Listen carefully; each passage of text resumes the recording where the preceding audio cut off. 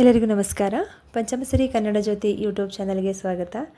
ಈ ದಿನ ನನ್ನ ಮಗ ಕುಕಿಂಗ್ ವಿತೌಟ್ ಫೈರ್ದು ಒಂದು ಕಾಂಪಿಟೇಷನ್ ಇತ್ತು ಸ್ಕೂಲಲ್ಲಿ. ಅದಕ್ಕೆ ಏನೇನು ಬೇಕೋ ಎಲ್ಲನೂ ತೊಗೊಂಡು ಹೋಗ್ತಿದ್ದ. ನಾನು ತೊಗೊಂಡೋಗಿರೋವಂಥ ಪ್ಯಾಕ್ ಮಾಡೋವಂಥ ವೀಡಿಯೋಸ್ ಮಾಡೋದಕ್ಕಾಗಲಿಲ್ಲ. ಅಲ್ಲಿ ಒಂದು ಹಸಿರು ಬೇಳೆನ ಮಿಕ್ಕಿಸ್ಕೊಂಡು ಬಂದುಬಿಟ್ಟಿದ್ದ. ಅವನು ವೀಳ್ಯದೆಲೆಯಿಂದ ಒಂದು ಲಾಡು ಟೈಪಲ್ಲಿ ಡ್ರೈ ಫ್ರೂಟ್ಸ್ ಎಲ್ಲ ಹಾಕಿ ಒಂದು ಮಾಡಿದ್ದ, ಮತ್ತು ಹಸಿರು ಬೇಳೆ ಹಾಗೂ ಸ್ಮೂದಿ, ಮತ್ತು ಇನ್ನೊಂದು ಅವಲಕ್ಕಿ, ಮತ್ತು ಹುಣಸೆ ಹಣ್ಣನ್ನು ಮಾಡೋಣ ಅಂದ್ಕೊಂಡು ಸ್ಮೂದಿ ಮತ್ತು ಹುಣಸೆ ಹಣ್ಣೊಂದು ಲಾಲಿಪಾಪ್ದೊಂದು ಮಿಸ್ ಆಯಿತು. 2 ಮಿಸ್ ಮಾಡಿ ಇನ್ನು 3 ಮಾಡಿದ್ದ. ಸೆಕೆಂಡ್ ಪ್ರೈಸ್ ಬಂದಿದೆ ಅಂತ ಹೇಳ್ತಾ ಇದ್ದ. ನೋಡಬೇಕು ಏನು ಅನೌನ್ಸ್ ಮಾಡ್ತಾರೆ ಅಂತ, ಇನ್ನೂ ಗೊತ್ತಿಲ್ಲ. ಹಾಗಾಗಿ ಮನೆಗೆಲ್ಲ ತಂದು ಅದನ್ನು ಹಂಡಿದ. ಹಸಿರು ಬೇಳೆ ಉಳಿದಿತ್ತು ಅಂತ ಹೇಳಿ ಹಸಿರು ಬೇಳೆಗೆ ಹೀರೆಕಾಯಿನ ಹಾಕಿ ಚೆನ್ನಾಗಿ ಸಣ್ಣದಾಗಿ ತುರಿದು, ಅದಕ್ಕೆ 1-2 ಕ್ಯಾರೆಟ್ನ ತುರಿದು, ಮಿಕ್ಕಿರೋವಂಥ ಹಸಿರು ಬೇಳೆನ ಅವನಿಗೆ ಗೊತ್ತಾಗಿಲ್ಲ, ಅವನಿಗೆ ಜಾಸ್ತಿ ಒಂದು 1/4 kg ತೊಗೊಂಡು ಹೋಗಿದ್ದ. ಸ್ವಲ್ಪ ಒಂದು ಬಟ್ಲಷ್ಟು ಉನಿ ಹಾಕು ಅಂತ ಹೇಳಿದವನು ಎಲ್ಲನೂ ಉನಿ ಹಾಕ್ಬಿಟ್ಟಿದ್ದ. ಅಲ್ಲಿಗೆ ಎಷ್ಟು ಬೇಕೋ ಅಷ್ಟು ಮಾತ್ರ ಬಳಸ್ಕೊಂಡು ಇನ್ನು ಉಳಿದದನ್ನ ತೊಗೊಂಡು ಬಂದಿದ್ದ.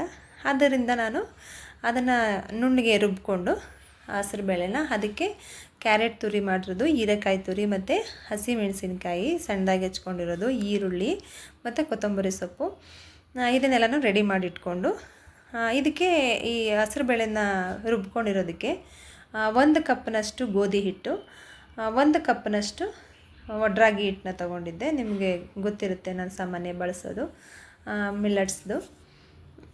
ಇದನ್ನು 1 ಕಪ್ನಷ್ಟು ತೊಗೊಂಡಿದ್ದೀನಿ. ಅಥವಾ ನೀವು ಮಿಲೆಟ್ಸ್ ಇಲ್ಲ ಅಂತ ಅನ್ನೋರು ಗೋಧಿ ಹಿಟ್ಟನ್ನೇ 2 ಕಪ್ನ ಬಳಸ್ಬೋದು. ಇದು ನಾವು ಹಸಿರು ಬೇಳೆ ಬಳಸಿರೋದು ನಾವು ದೋಸೆ ಹಾಕಿದಾಗ ದೋಸೆ ಕಿತ್ತೋಗಬಾರ್ದು, ಹೋಗೋ ಥರ ನಾವು ತಟ್ಟದಾಗ್ಲೇ ಅದು ಕಿತ್ಕೊಂಡು ಬರ್ತಾ ಇರುತ್ತೆ, ಹಂಗಾಗ್ಬಿಡುತ್ತೆ. ಹಂಗೆ ಆಗೋದಿಲ್ಲ ಇದೆಲ್ಲ ಮಾಡಿದ್ರೆ. ಈ ಕ್ಯಾರೆಟ್ ತುರಿ, ಹೀರೆಕಾಯಿ ತುರಿನ ನಾನು ಬಳಸಿರೋದು. ಇದು ಎಷ್ಟು ಆರೋಗ್ಯಕ್ಕೆ ಒಳ್ಳೆಯದು ಅಂತ ಹೇಳಿದ್ರೆ, ಇದರಲ್ಲಿ ಅತಿ ಹೆಚ್ಚು ನಾರಿನ ಅಂಶ ಜಾಸ್ತಿ ಇದೆ. ಇದರಿಂದ ಹೆಚ್ಚು ಪ್ರಯೋಜನ ಪಡ್ಕೊಂಡಿರೋದು ಜಾಸ್ತಿ ನಮ್ಮನೆಯವರೇ. ಅದನ್ನು ನಿಮಗೆ ಮುಂದೆ ಹೇಳ್ತಾ ಹೋಗ್ತೀನಿ.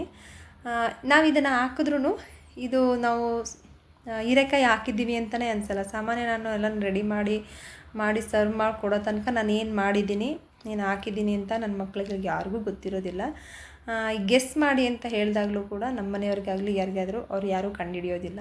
ಅಷ್ಟು ಒಳ್ಳೆಯ ಒಂದು ರೆಸಿಪಿ ಅಂತ ಹೇಳ್ಬೋದು. ಇದಕ್ಕೆ ರುಚಿಗೆ ತಕ್ಕಷ್ಟು ಉಪ್ಪು ಹಾಕಿ, ಮತ್ತು ನಾವಿಲ್ಲಿ ಹಸಿರು ಕಾಳು ಬಳಸಿರೋದ್ರಿಂದ ಸ್ವಲ್ಪ ತಂಪಿರುತ್ತೆ, ಇದು ಶೀತ ಆಗ್ಬೋದು. ಹಾಗಾಗಿ ನಾನಿಲ್ಲಿ ಮೆಣಸನ್ನ ಬಳಸಿದ್ದೀನಿ. ನಾನು ಹೇಳೋವಂಥ ಒಂದೊಂದು ವಿಷಯಗಳನ್ನು ಒಂದು ಟಿಪ್ಸ್ ಥರ ನೀವು ತಗೊಳ್ಳಿ ಅಂತ ಹೇಳೋದಕ್ಕೆ ಇಷ್ಟಪಡ್ತೀನಿ. ಯಾಕಂದರೆ ಈ ಶೀತದ ವಾತಾವರಣದಲ್ಲಿ ಮಕ್ಕಳಿಗೆ ಶೀತದ ಗಂಟು, ಹಳ್ಕೊಳ್ಳೋದು ಅಂತ ಹೇಳ್ತಾರೆ ಹಳ್ಳಿ ಕಡೆಯಲ್ಲೆಲ್ಲ, ಆ ರೀತಿಯೆಲ್ಲ ಆಗುತ್ತೆ. ನಾವು ಹೆಚ್ಚು ಶುಂಠಿ, ಮೆಣಸು ಈ ಥರ ಪದಾರ್ಥಗಳನ್ನ ಅದಕ್ಕೆ ಬಳಸಿದಾಗ ಅದನ್ನು ನಾವು ಅವಾಯ್ಡ್ ಮಾಡ್ಬೋದು. ಸಬ್ಬಸಿಗೆ ಸೊಪ್ಪಾಗಿರ್ಬೋದು, ಸ್ವಲ್ಪ ಗರ್ಮಿ ಇರೋವಂಥ ವಸ್ತುಗಳನ್ನ ನಾವು ಬಳಸಿದಾಗ ತಂಪಿಗೆ ಅದು ಹೊಂದಿಕೊಳ್ಳುತ್ತೆ. ನಂತರ ಇದನ್ನು ಚೆನ್ನಾಗಿ ಕಲಸಿ ಎಲ್ಲನೂ ಸ್ವಲ್ಪ ಹಳ್ಳೋದಕ್ಕೆ ಬಿಟ್ಟು ರೊಟ್ಟಿನ ತಟ್ಕೊಂಡು ಸ್ವಲ್ಪ ಎಣ್ಣೆನ ಬಳಸಿದ್ದಕ್ಕೂ ನಡೆಯುತ್ತೆ. ಇದಕ್ಕೆ ಜಾಸ್ತಿ ಎಣ್ಣೆ ತಗೊಳ್ಳೋದಿಲ್ಲ, ಇದು ಸ್ವಲ್ಪನೇ ತಗೊಳುತ್ತೆ. ನಂತರ ಈ ರೊಟ್ಟಿಗೆ ನಾನು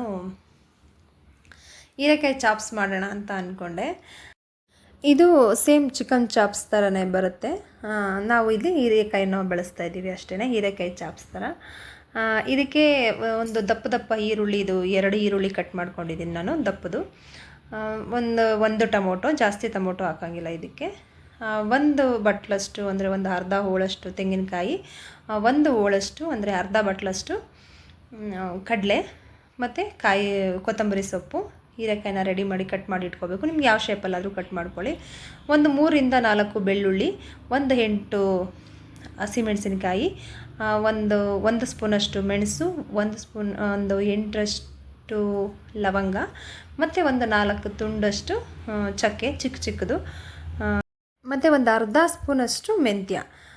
ಇಷ್ಟನ್ನು ಎಲ್ಲನೂ ಚೆನ್ನಾಗಿ ನಾವು ಎಣ್ಣೆ ಬಿಟ್ಟು ಮಸಾಲನೆಲ್ಲನೂ ಫ್ರೈ ಮಾಡ್ಕೋಬೇಕು. ಮೊದಲಿಗೆ ನಾವು ಏನೇನು ಇಲ್ಲಿ ತಟ್ಟೆ ಜೋಡಿಸ್ಕೊಂಡಿದ್ವೋ ಇದನ್ನೆಲ್ಲ ಹಾಕಿ ಚೆನ್ನಾಗಿ ಫ್ರೈ ಮಾಡ್ಕೋಬೇಕು. ನಂತರ ನಾವು ಇದಕ್ಕೆ ಶುಂಠಿನ ಹಾಕ್ಕೊಂಡು ಕಟ್ ಮಾಡಿ ಹಾಕ್ಕೋಬೇಕು. ಒಂದು ತುಂಡಷ್ಟು, ನಿಮಗೆ ಎಷ್ಟು ಬೇಕೋ ಅಷ್ಟು ನೋಡ್ಕೊಳ್ಳಿ. ಇದಕ್ಕೆ ನಾವು ಶುಂಠಿ ಬೆಳ್ಳುಳ್ಳಿ ಎಷ್ಟು ಹಾಕ್ತೀವೋ ಅಷ್ಟೇ ಫ್ಲೇವರ್ ಕೊಡ್ತಾ ಹೋಗುತ್ತೆ, ಚಿಕನ್ ಚಾಪ್ಸ್ ಥರನೇ. ನಂತರ ಇದು ಚೆನ್ನಾಗಿ ಫ್ರೈ ಆದಮೇಲೆ ಇದಕ್ಕೊಂದು ಸ್ವಲ್ಪ ಈರುಳ್ಳಿ ಹಾಕ್ಕೊಂಡು ಅದನ್ನು ಕೂಡ ಚೆನ್ನಾಗಿ ಫ್ರೈ ಮಾಡ್ಕೋಬೇಕು. ನೀವಿಲ್ಲಿ ಗರಂ ಮಸಾಲ ಆ್ಯಡ್ ಮಾಡ್ತೀವಿ ಅಂತಂದರೆ ಅದು ಚೆನ್ನಾಗಿರಲ್ಲ. ಅದು ಚಿಕನ್ಗೆ ಬೇಕಾದರೆ ನೀವು ಯೂಸ್ ಮಾಡ್ಕೋಬೋದು, ಬಟ್ ಇದಕ್ಕೆ ಗರಂ ಮಸಾಲ ಹಾಕಿದ್ರೆ ಚೆನ್ನಾಗಿ ಬರಲ್ಲ. ಇದು ಹೀಗೆ ಮಾಡಿದ್ರೇ ಚೆಂದ. ಇದಕ್ಕೆ ನಾವೇನು ಕಟ್ ಮಾಡಿ ಇಟ್ಕೊಂಡಿರೋಂಥ ಟೊಮೊಟೊನ ಚೆನ್ನಾಗಿ ಫ್ರೈ ಮಾಡ್ಕೋಬೇಕು. ನಾವು ಉಂಡೆ ಥರನ ಹಾಕ್ಕೊಂಡು ಸಿಪ್ಪೆ ತೆಗೆದು ಸಪ್ರೇಟಾಗಿ ಒಂದೊಂದಾಗಿ ಬೇಕಾದರೂ ನೀವು ಫ್ರೈ ಮಾಡಿಕೊಂಡು ಎತ್ತಿಟ್ಕೊಂಡು ಮಾಡ್ಕೋಬೋದು. ಇಲ್ಲ ನಾನು ಎಲ್ಲ ಒಟ್ಟಿಗೆ ಹಾಕ್ಕೊಂಡು ಫ್ರೈ ಮಾಡ್ತೀವಿ ಅಂದ್ರೂ ಹೀಗೆ ಫ್ರೈ ಮಾಡ್ಬೋದು. ಇದು ತುಂಬ ಚೆನ್ನಾಗೇ ಇರುತ್ತೆ ಫ್ರೈ ಮಾಡೋದು. ನಮಗೆ ಇಲ್ಲಿ ಮಸಾಲೆ ಹಸಿ ವಾಸನೆ ಹೋಗಬೇಕಷ್ಟೇ, ಏಕೆಂದರೆ ಇದೆಲ್ಲ ನಾವು ಚಿಕನ್ ಮಾಡುವಾಗ ಹಸಿ ವಾಸನೆ ಹೇಗೆ ಬರುತ್ತೋ ಸೇಮ್ ಅದೇ ರೀತಿಯೇ ಇದು ಕೂಡ ಎಲ್ಲನೂ ಚೆನ್ನಾಗಿ ಫ್ರೈ ಮಾಡ್ಕೋಬೇಕು. ಕಡಲೆ ಮತ್ತು ಕಾಯಿ ತುರಿನೂ ಹಾಕಿ ಚೆನ್ನಾಗಿ ಫ್ರೈ ಮಾಡಿಕೊಂಡು ಇದನ್ನು ಒಂದು ಜಾರ್ಗೆ ಎತ್ತಿಟ್ಕೊಂಡು ಇದಕ್ಕೆ ಒಂದು ಕೊತ್ತಂಬರಿ ಸೊಪ್ಪನ್ನ ಹಾಕಿ ನಂತರ ಇದೇ ಪ್ಯಾನ್ನ ನೀಟಾಗಿ ವಾಶ್ ಮಾಡಿಕೊಂಡು ನಾವು ಇದಕ್ಕೆ ಸ್ವಲ್ಪ ನಾವು ಫಸ್ಟಿಗೆ ಹುರ್ಕೊಂಡು ಇಟ್ಕೋಬೋದು. ಅಥವಾ ನೀವು ಏನು ಧನಿಯಾ ಪುಡಿ ಪ್ಯಾಕೆಟ್ನ ಕೂಡ ಇದಕ್ಕೆ ಒಂದು ಸ್ಪೂನ್ ಹಾಕಿ ಬಾಡಿಸ್ಕೋಬೋದು. ನಾನಿಲ್ಲಿ ಧನಿಯಾ ಕಾಳನ್ನ ತೊಗೊಂಡಿದ್ದೀನಿ, ಕೊತ್ತಂಬರಿ ಬೀಜನ ನಾನು ಇದಕ್ಕೆ ಒಂದು 2.5 ಸ್ಪೂನಷ್ಟು ತೊಗೊಂಡಿದ್ದೀನಿ. ಒಂದು 8 ಮೆಣಸಿನ್ಕಾಯಿಗೆ ಒಂದು 2.5 ಸ್ಪೂನಷ್ಟು ಧನಿಯಾ ತೊಗೊಂಡಿದ್ದೀನಿ. ಅಥವಾ ನೀವು 1.5 ಸ್ಪೂನಷ್ಟು ನೀವು ಧನಿಯಾ ಪುಡಿನೂ ಬೇಕಾದರೆ ಬಳಸ್ಬೋದು. ಇದು ಫ್ಲೇವರ್ಗೆ ಚೆನ್ನಾಗಿರುತ್ತೆ ಈ ಧನಿಯಾ ಪುಡಿ ಹಾಕೋದ್ರಿಂದ. 1 ಟೀ ಸ್ಪೂನಷ್ಟು ಅರಿಶಿನ ತೊಗೊಂಡಿದ್ದೀನಿ. ಇದನ್ನು ಚೆನ್ನಾಗಿ ರುಬ್ಕೊಂಡು ನಾವು ಅದೇ ಪಾತ್ರೆಗೇ ಒಂದು ಸ್ವಲ್ಪ ಎಣ್ಣೆ ಬಿಟ್ಟು ನಾವೇನು ಕಟ್ ಮಾಡ್ಕೊಂಡಿರ್ತೀವೋ ಅರ್ಧ ಈರುಳ್ಳಿನ ನಾವು ರುಬ್ಬೋದಕ್ಕೆ ಫ್ರೈ ಮಾಡ್ಕೊಂಡು ಹಾಕ್ಕೊಂಡಿರ್ತೀವಲ್ಲ, ಇನ್ನೊಂದು ಅರ್ಧ ಎಷ್ಟು ಈರುಳ್ಳಿನ ಫ್ರೈ ಮಾಡೋದಕ್ಕೆ ಇಟ್ಕೊಂಡಿರ್ತೀವಿ. ಈರುಳ್ಳಿ ನೀವು ಇದು ಎಷ್ಟು ಜಾಸ್ತಿ ಹಾಕಿದ್ರೂ ಅಷ್ಟು ಟೇಸ್ಟ್ ಕೊಡುತ್ತೆ. ಇದು ನೀವು ಒಂದಿಲ್ಲ ಅಂದರೆ 2-3 ಹಾಕ್ಬೋದು. ಅಥವಾ ಉಂಡೆ ಈರುಳ್ಳಿ ಬರುತ್ತಲ್ಲ ನೋಡಿ, ಬೇಳೆ ಸಾಂಬಾರಿಗೆ ಸಣ್ಣ ಈರುಳ್ಳಿ ಅಂತ, ಅದು ಹಾಕಿದ್ರೂ ಕೂಡ ಅದು ಕೂಡ ತುಂಬ ರುಚಿಯಾಗಿರುತ್ತೆ. ನಾವೇನು ಈರುಳ್ಳಿ ಸಮ ಹೀರೆಕಾಯಿ ಸಮ ಥರ ಟೇಸ್ಟಿಯಾಗಿ ತುಂಬ ಚೆನ್ನಾಗಿರುತ್ತೆ. ಹಾಗೂ ಕೂಡ ಹಾಕ್ಬೋದು ನೀವು. ನಂತರ ಇದನ್ನು ಈರುಳ್ಳಿಗೆ ಚೆನ್ನಾಗಿ ಫ್ರೈ ಆಗಿ ನಾವೇನು ಕಟ್ ಮಾಡಿ ಇಟ್ಕೊಂಡಿರ್ತೀವೋ ಹೀರೆಕಾಯಿನ ಅದನ್ನು ಹಾಕಿ ಚೆನ್ನಾಗಿ ಫ್ರೈ ಮಾಡ್ಕೋಬೇಕು. ಇದು ಚೆನ್ನಾಗಿ ಫ್ರೈ ಮಾಡೋದ್ರಲ್ಲೇ ಟೇಸ್ಟ್ ಕೊಡೋದು. ಇದನ್ನು ಹಾಗೆ ಹಸಿಯಾಗಿ ಸಾಂಬಾರ ಬೆಂದ ತಕ್ಷಣ ಹಾಕ್ಬಿಟ್ರೆ ಸಾಂಬಾರು ಟೈಪ್ ಆಗಿಬಿಡುತ್ತೆ. ಇದನ್ನು ಫ್ರೈ ಮಾಡಿದ್ರೇ ಚೆನ್ನಾಗಿರುತ್ತೆ. ನೀವು ಉದ್ದ ಬೇಕಾದ್ರೂ ರೌಂಡ್ ಟೈಪ್ ಬೇಕಾದ್ರೂ ಕಟ್ ಮಾಡ್ಕೋಬೋದು. ನಿಮ್ಮ ಡಿಫ್ರೆಂಟ್ ಶೇಪ್ಸ್ ಯಾವ ಥರ ಆದರೂ ಸರಿಯೇ. ಇದು ಚೆನ್ನಾಗಿ ಫ್ರೈ ಆದಮೇಲೆ ನಾವೇನು ರುಬ್ಬಿಟ್ಕೊಂಡಿರೋಂಥ ಮಸಾಲೆನ ಹಾಕಬೇಕು. ಇದಕ್ಕೆ ಜಾಸ್ತಿ ನೀರು ಹಾಕೋ ಹಾಗಿಲ್ಲ. ನೀವು ಜಸ್ಟ್ ತೊಳೆದು ಪಾತ್ರೆನ ಕ್ಲೀನ್ ಮಾಡಿರೋ ಥರ ಎಲ್ಲನೂ ಡಿಪ್ ಮಾಡಿ ಇದಕ್ಕೆ ಎಷ್ಟಾಗುತ್ತೋ ಅಷ್ಟು ನೀರನ್ನು ಯೂಸ್ ಮಾಡ್ಕೋಬೋದು. ನಂತರ ಇದು ಚೆನ್ನಾಗಿ ಕುದಿದ್ರೆ ಒಂದು ವಿಚಾರ ಹೇಳಬೇಕು.